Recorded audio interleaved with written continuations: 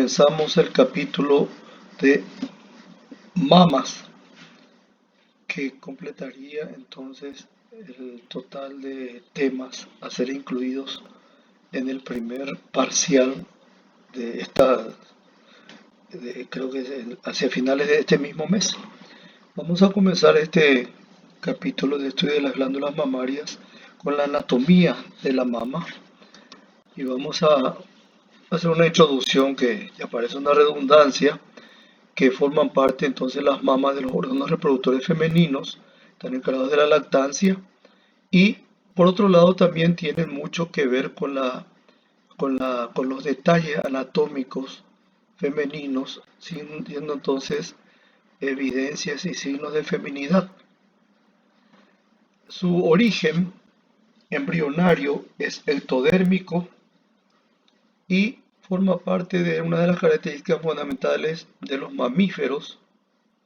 en la línea de las hembras que alimentan a sus crías con el producto de su secreción, que es la leche. En casi todos los mamíferos, la vida recién nacido depende de la capacidad de la madre para amamantarlo, con tiempos variables, a veces bastante prolongados, de dependencia de la cría de la leche materna, y que de esa manera se constituye en un elemento indispensable para que la supervivencia de la especie continúe. En cuanto a la ubicación en la anatomía femenina, sabemos que están ubicadas las mamas en forma simétrica en la parte anterior del tórax, anterosuperior del tórax, y que tienen una extensión siempre presente, pero de dimensiones variables, extendidas hacia la cara axilar y lateral del tórax. Las condiciones morfológicas varían de acuerdo a detalles personales y pueden ir cambiando en la misma mujer de acuerdo a la edad y a la multiparidad o nuliparidad que pueda presentar. En forma básica podemos diferenciar dos tipos de tejidos que configuran la mama: el tejido glandular productor de la leche y el tejido adiposo, que es el de relleno y el de sostén a la vez. La glándula mamaria está ubicada por delante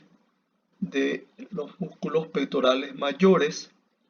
La cara profunda está en relación con la cara anterior de estos músculos pectorales de ambos lados y está separada de la aponeurosis anterior de los pectorales por una franja de tejido areolar laxo, y esto otorga a la mama, en primer lugar, la posibilidad de tener ciertos movimientos en relación al plano muscular o independizar sus movimientos en relación a las condiciones de contracción o relajación de este músculo, y por otro lado también tiene una función de aislar hasta cierto punto la expansión de procesos anormales, patológicos, mamarios a planos más profundos. A la prolongación axilar de la mama, de la glándula mamaria, se le conoce como cola de Spencer o, así como recién mencionamos, prolongación axilar.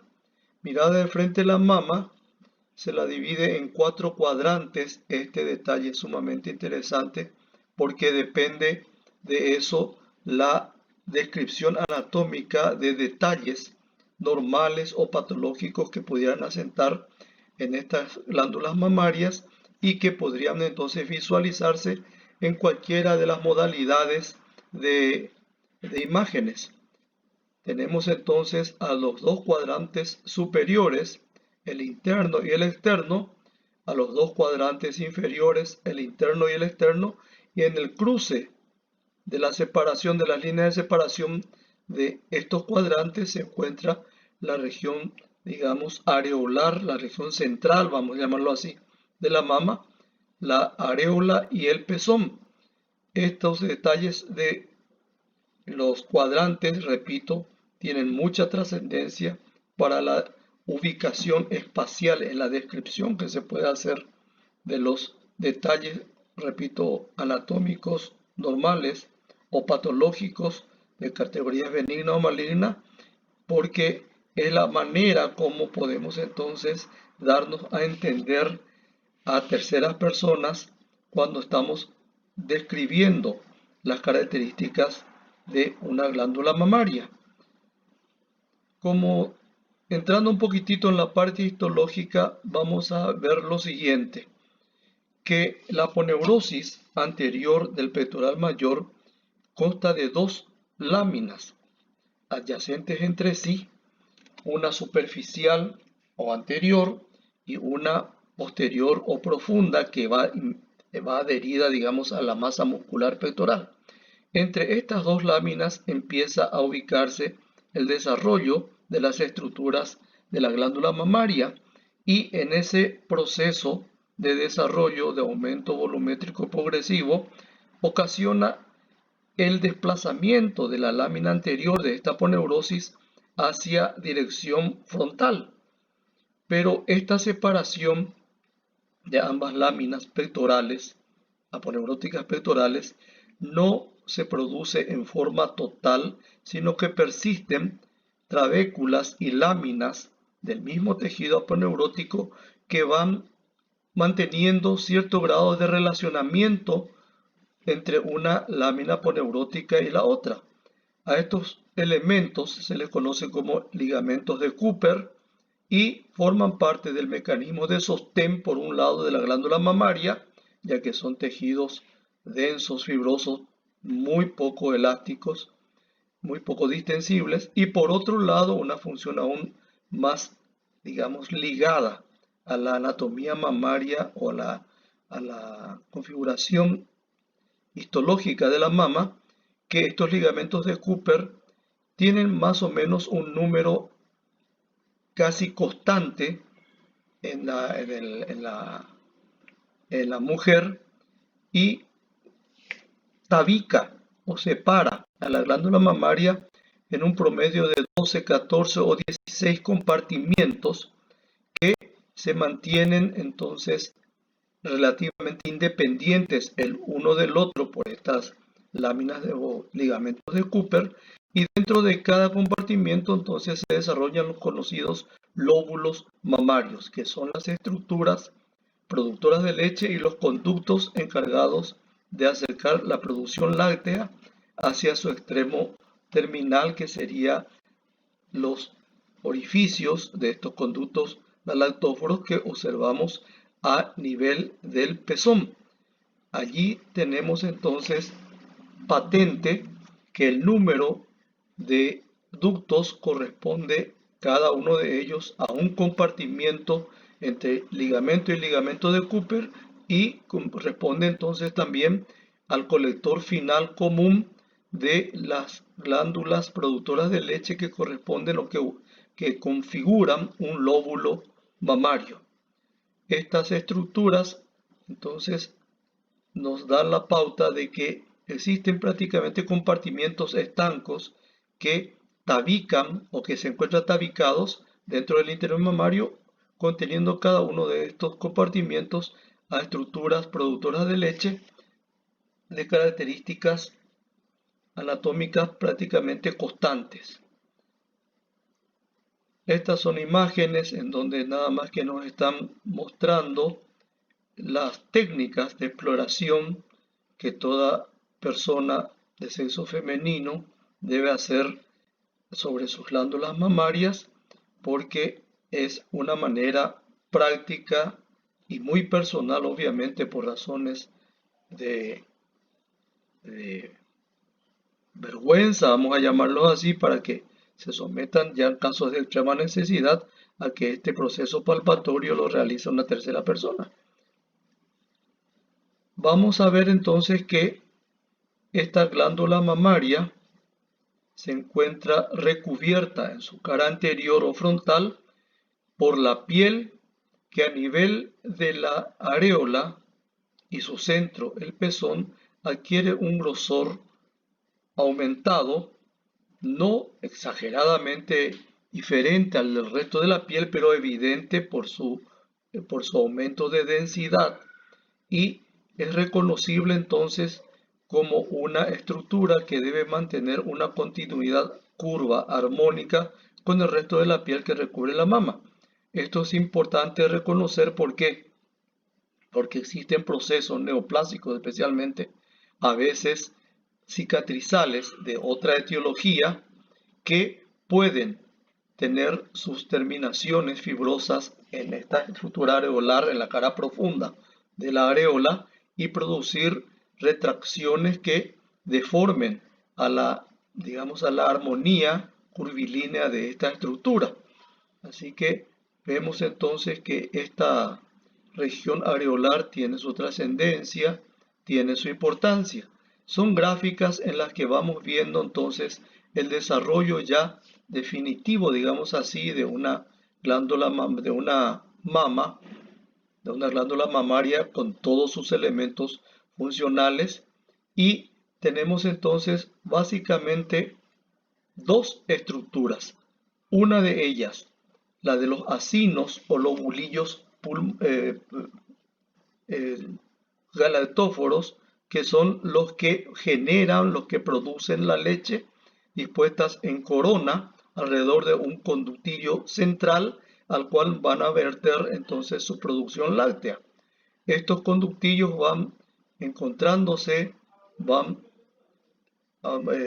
uniéndose unos a otros, formando cada vez ductos de mayor calibre, hasta que finalmente hacia la parte apical, hacia la parte, digamos, anterior, ya periareolar de la glándula mamaria, se configuran ya como ductos únicos que están transportando la producción de cada uno de los lóbulos mamarios. La otra estructura que no es, digamos, no tiene relación con la producción láctea, pero sí tiene trascendencia, porque es el factor que va a obligar a que las células productoras de la leche y a la leche ya producida, contenida en los ductos primarios, sea, digamos, vehiculizada progresivamente hacia los ductos principales terminales, y que esta estructura está configurada por un anillo, a veces completo, a veces semicircular, de células musculares lisas que responden para su contracción a una hormona que es la oxitocina y que está, digamos, fabricada, producida por la hipófisis posterior o neurohipófisis. Esta imagen en recuadro nos da la configuración del acino productor de leche centrado por el ducto primario, y en forma semilunar, en este caso, las células musculares que por su contracción bajo el estímulo de la oxitocina van a exprimir la producción láctea de estas células, y también la que ya está contenida en esos conductos primarios. Así que son entonces nada más que gráficas que nos muestran cómo están configuradas las estructuras lobulares de cada mama. Volvemos a tener allá en el recuadro superior izquierdo la misma configuración, digamos, de los acinos glandulares y su disposición alrededor de un conducto primario central, que va a ir uniéndose a otros similares para finalmente configurar ductos de mayor calibre que van a terminar en el ducto galactóforo principal a nivel del pezón. En esta gráfica vemos que existe una correlación bastante importante entre el eje hipotálamo hipofisario y las estructuras glandulares que van a encargarse de la producción de leche y que responden a etapas específicas de la biología femenina para que entren en función específicamente sobre las estructuras glandulares mamarias, ya que de rutina estos elementos están presentes en todo el tiempo de la vida de la vida genital, digamos, de la mujer, y solamente tienen una acción más específica sobre las glándulas mamarias de acuerdo a la etapa en la que se encuentre en lo relacionado a la función de la gestación y la posterior lactancia, o también relacionado con las modificaciones que por la edad va sufriendo esta glándula mamaria. En cuanto a las etapas del desarrollo, podemos reconocer una etapa prepuberal, en donde ya a poco en el recién nacido, cualquiera sea el sexo, solemos observar de rutina un aumento, una sobrelevación simétrica, generalmente simétrica, de las regiones correspondientes a las glándulas mamarias, y que se debe a que esta glándula ya en su etapa inicial de formación reciben el estímulo de hormonas maternas pasadas al recién nacido o a la recién nacida a través de la placenta, y responden obviamente entonces estas estructuras a esos estímulos hormonales hasta que estas hormonas son, digamos, ya eliminadas, bloqueadas en su acción, y persiste entonces la glándula mamaria del niño y de la niña en forma prácticamente similar, sin diferencias evidentes entre ambos sexos. Cuando van avanzando en edad las niñas, las estructuras primitivas que, repetimos, fueron inicialmente estimuladas por hormonas maternas, empiezan a adquirir mayor desarrollo y aparecen las primeras estructuras ductales, a cuyo punto terminal van a ir adosándose los acinos glandulares productores de la secreción láctea. Avanzando en edad, vamos a ver que a nivel de la pubertad adolescencia, ya el eje de producción hipotálamo hipofisario empieza a tener mayor actividad en cuanto a la liberación de hormonas propias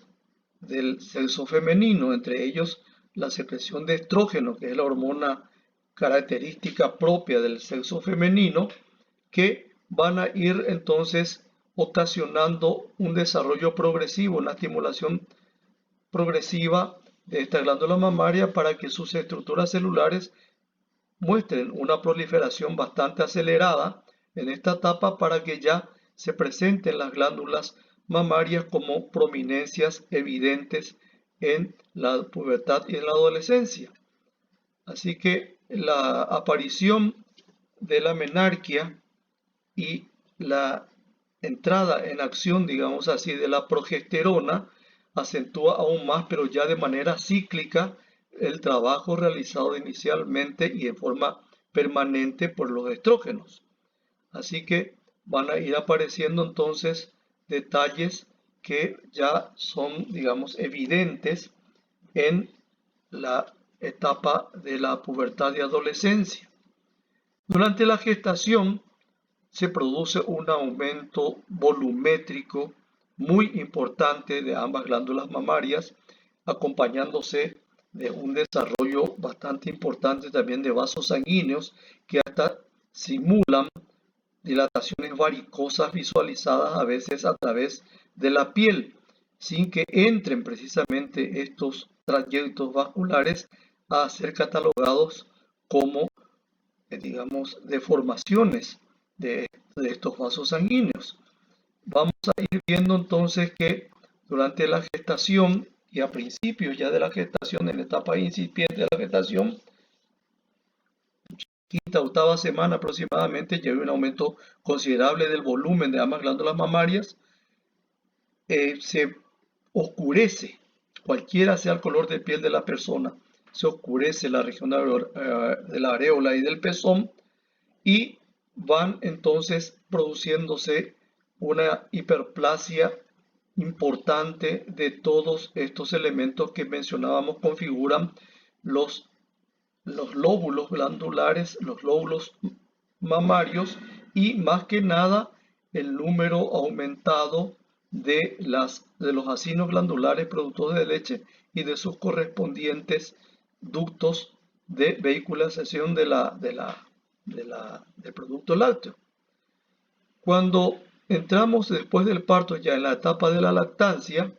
obviamente que la progesterona ya decae en su nivel, permaneciendo solamente ya la hormona estrógeno, que es la característica, decíamos, del sexo femenino, y las hormonas provenientes de la hipófisis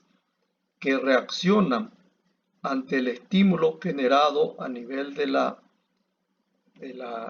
estructura ubicada en la base del cerebro, que es el hipotálamo, y viene entonces a funcionar una serie de otras hormonas, entre ellas la hormona estimulante de la secreción láctea, y por otro lado también la aparición en acción sobre estas fibras musculares que decíamos rodean a cada acino productor de leche para que la oxitocina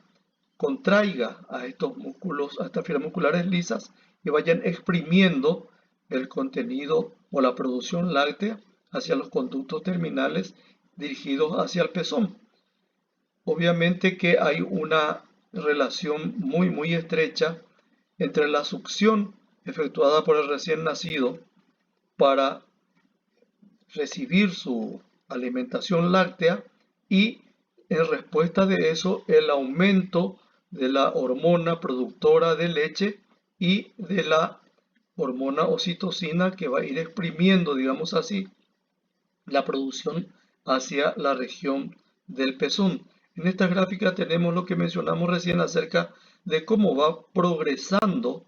las estructuras glandulares mamarias en la medida que va aumentando la edad de la persona. Y tenemos francas diferencias en la barra, digamos, de imágenes inferiores entre la adolescencia, presumiendo que no haya gestación de por medio, la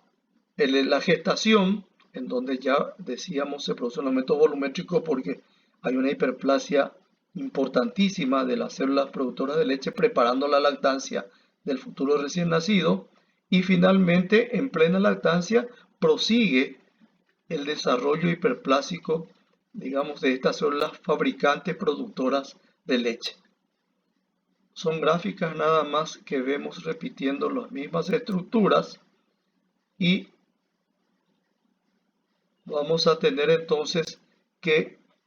no tenemos mayores secretos, digamos así, en la función, en el desarrollo y en la posterior puesta en acción de estas glándulas mamarias cuando se trata ya de producir la leche.